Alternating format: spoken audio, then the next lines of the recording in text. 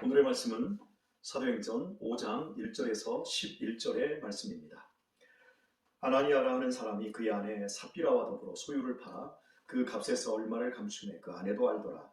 얼마만 가져다가 사도들의 발 앞에 두니 베드로가 이르되 아나니아야 어찌하여 사탄이 네 마음에 가득하여 네가 성령을 속이고 땅값 얼마를 감추었느냐.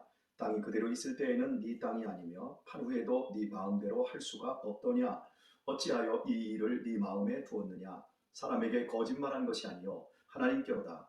아나니아가 이 말을 듣고 엎드러져 혼이 떠나니 이 일을 듣는 사람이 다 크게 두려워하더라. 젊은 사람들이 일어나 시신을 싸서 메고 나가 장사하니라. 3시간쯤 지나 그의 아내가 그 일어난 일을 알지 못하고 들어오니 베드로가 이르되 그 땅 판값이 이것뿐이냐. 내게 말하라 하니 이르되 예 이것뿐이라 하더라. 베드로가 이르되 너희가 어찌 함께 꾀하여 주의 영을 시험하려 하느냐. 보라 네 남편을 장사하고 오는 사람들의 발이 문 앞에 이르렀으니 또 너를 메어 나가리라 하니 곧 그가 베드로의 발 앞에 엎드러져 혼이 떠나는지라. 젊은 사람들이 들어와 죽은 것을 보고 메어다가 그의 남편 곁에 장사하니 온 교회와 이 일을 듣는 사람들이 다 크게 두려워하니라. 아멘. 오늘 본문의 말씀은 참으로 두려운 말씀입니다. 아나니아와 삽비라는 부부가 자신의 소유인 밭을 팔아서 하나님 앞에 헌금을 드렸습니다. 아마도 상당히 많은 헌금이었을 것 같습니다. 그러나 판 것의 전부가 아닌 일부를 들여놓고 일부는 숨겼습니다. 그리고 전부라고 말했을 때 베드로는 정확하게 그들 부부가 숨긴 것을 알았습니다. 이것이 전부냐? 네! 그때 베드로는 아나니아에게 말했습니다. 네가 성령을 속인다고요. 자기를 속인다고 하지 않고 성령을 속인다고 말했습니다. 그 즉시 아나니아는 죽었습니다. 그리고 남편의 죽음을 알지 못하는 그 부인이 얼마 후에 왔다가 베드로가 또 웃습니다. 이것이 전부냐? 네. 그 부인 역시 생명을 마감하고 맙니다. 어째서 성령을 속이냐? 또 꾀하여 주의 영을 시험하려 하느냐? 이렇게 말했거든요. 아나니아와 삽비라는 성령을 속인 적이 없습니다. 베드로와 초대교회 예루살렘 교회 교인들을 속이려고 했습니다. 아니 속였을 뿐입니다. 그러나 하나님께서는 교회를 속이는 것을 성령을 속이고 주의 영을 속이는, 즉 하나님을 속이는 것으로 말씀하셨고 이 부부의 생명을 거두어버렸습니다. 헌금의 적고 많음 때문에 이런 일이 벌어진 것이 아닙니다. 일부를 전부로 속인 것 때문입니다. 만약에 오늘날에도 이런 식으로 하나님께서 즉결적으로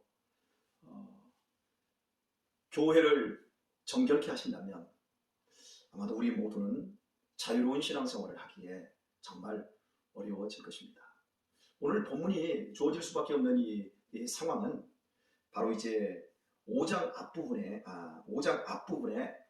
바나바라고 하는 아름다운 사람의 이야기가 나옵니다. 구보로 출신의 바나바는 자신 소유의 전 재산을 밭을 팔아서 사도들 앞에 두었습니다. 그로 인해서 바나바가 얻게 된 명예와 교회로부터의 인정, 이것이 아나니아와 삽비라 부부의 욕심이었던 것입니다. 이것을 취하고 싶었던 것입니다. 그러나 그들에게는 믿음이 되지 않았고 막상 밭을 팔았을 때 자기들이 생각한 것보다 돈이 많았던 것 같습니다. 그래서 일부를 숨겨둔 겁니다. 엄청난 거액을 교회 앞에 헌금했을 것입니다. 그리고 일부만을 숨겼을 것입니다. 바로 그것 때문에 그들이 성령을 속이고 하나님을 속이고 결국 생명을 종결짓고 만 것입니다. 하나님은 절대 속지 않습니다. 영적 세계에는 거짓이 없습니다. 하나님 나라의 원칙 중에 하나는 심는 대로만 거둡니다. 정직합니다. 거짓을 심고 진실을 거둘 수 없습니다.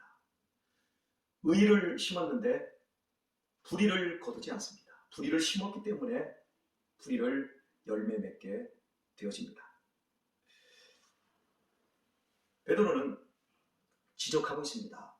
땅이 그대로 있을 때에는 네 땅이 아니며 판 후에도 네 마음대로 할 수가 없더냐. 네, 땅으로 존재할 때는 아나니아와 삽비라 마음대로 농사 짓고 다 했습니다. 그러나 그것을 돈으로 바꿨을 때는 네 마음대로 할 수 없더냐. 이런 책망이지요. 왜 그럴까요? 그들의 믿음보다 돈이 컸던 것입니다. 영적 세계는 거짓말이 없다라고 말씀을 드렸지요. 내 마음에 진실이 있는데 거짓을 내어놓을 리가 없습니다. 내 마음에 거짓이 있는데 진실을 내어놓을 리도 없습니다. 내 안에 거짓이 있으면 거짓을 만나게 되고 내 안에 하나님의 영광을 품고 있다면 반드시 삶에서도 하나님의 영광을 만나게 되어집니다. 내 안에 하나님이 계시면 분명히 하나님을 만날 것이고 내 안에 마귀가 가득하면 마귀를 만나게 될 것입니다. 그래서 베드로 역시 사탄이 네 마음에 가득하여 네가 성령을 속이고 땅값 얼마를 감추었느냐 이렇게 물었던 것입니다. 하나님의 세계는 절대로 속일 수 없습니다. 하나님은 우리의 중심을 보시는 분이십니다.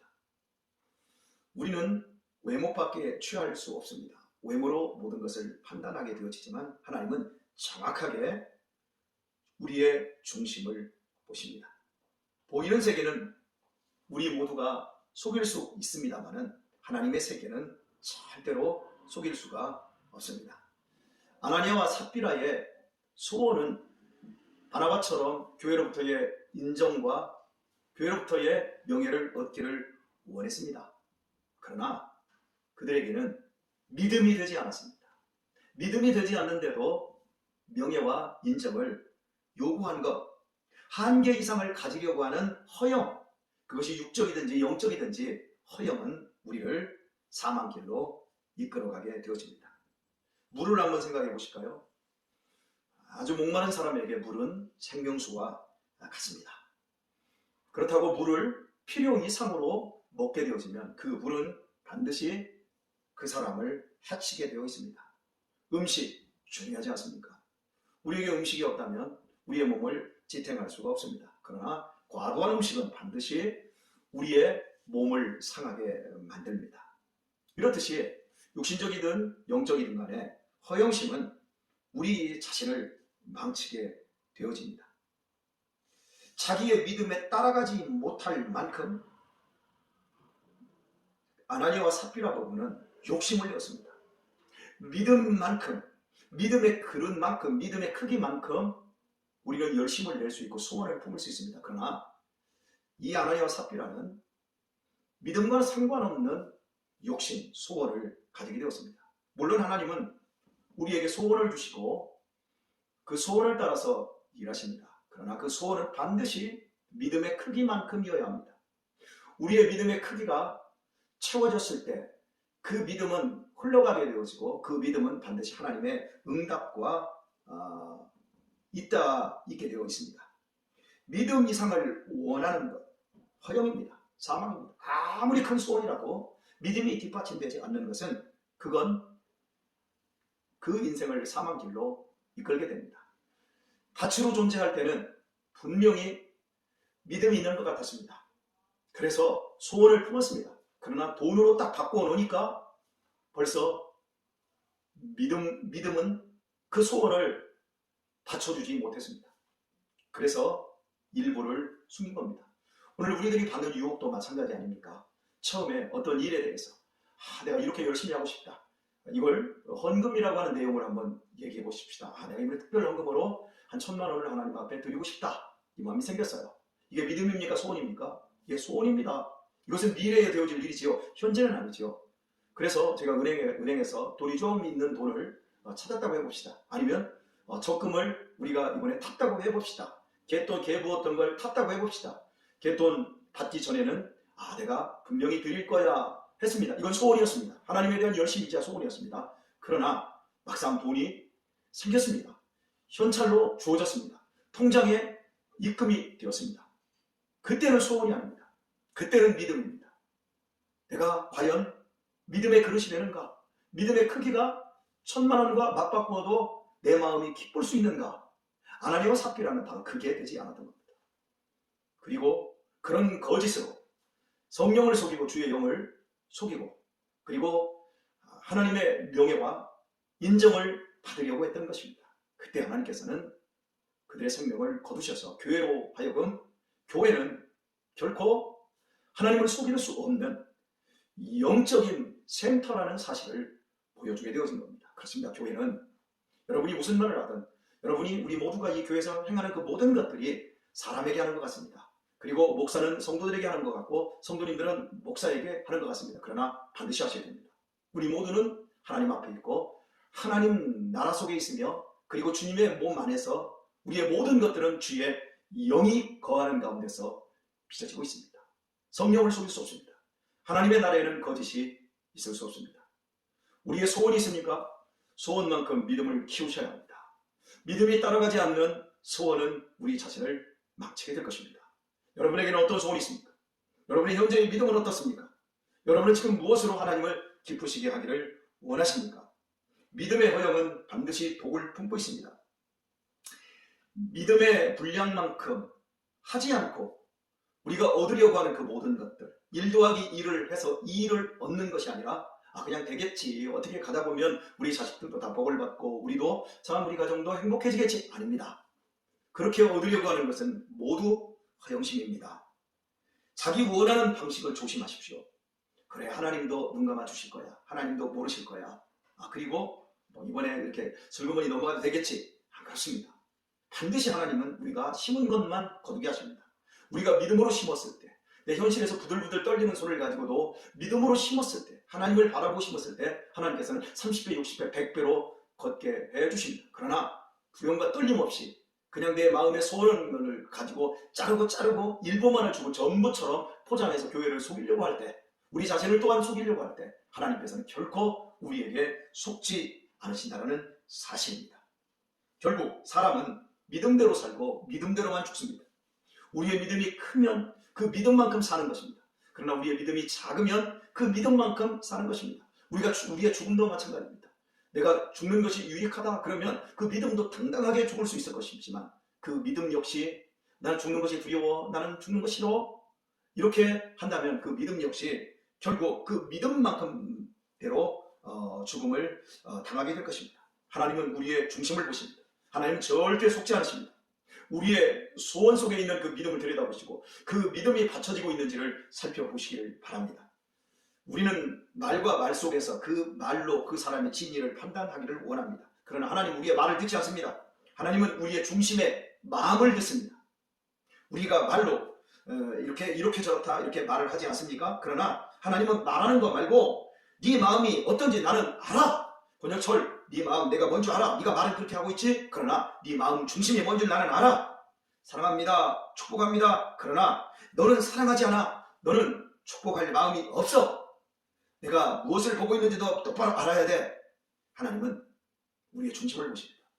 우리 마음속에 거짓된 소원이 있어서는 안 됩니다. 우리 마음속에 신실한 믿음이 중심에 있어야 합니다. 오늘의 말씀을 맺겠습니다. 한계 이상의 허영을 품지 마십시오. 한계 이상의 욕심을 내지 마십시오. 우리가 욕심을 내야 될 것은 믿음입니다. 믿음은 한계가 없습니다. 능력 주시는 자 안에서 내가 모든 것을 할 수 있는 믿음, 그 믿음을 욕심내십시오. 그리고 그 믿음을 따라 여러분의 삶을 살아내십시오. 오늘도 허영이 없는 진실한 믿음 속에서 이 하루 하나님께 영광 돌리시며 믿음의 크기와 넓이를 여러분이 더 크게 확보해 나가시고 그 믿음을 따라 축복하시고 우리의 중심을 보시는 하나님의 은총 아래서 이 하루도 승리하시기를 우리 주 예수님의 이름으로 축원합니다.